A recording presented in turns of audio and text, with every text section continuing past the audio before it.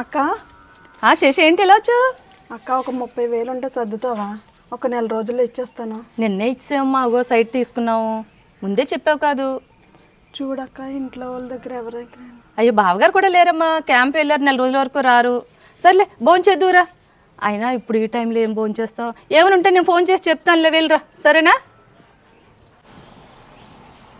వదినా రాశేషు పిల్లలేరి అంటే పిల్లల్ని తీసుకురాలేదు వదినా.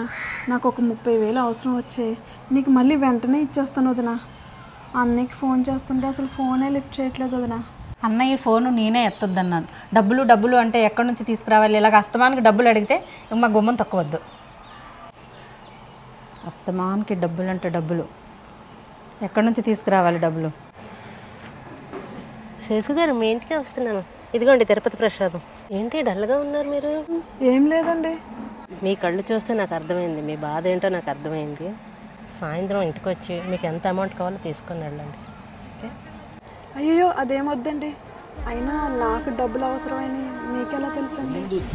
వేడి నీళ్ళకి చల్లనీళ్ళు తోడైనట్టు ఒకరికొకరు సహాయం చేసుకోకపోతే మనం ఇంకెందుకమ్మా. ఓకే ఉంటాను.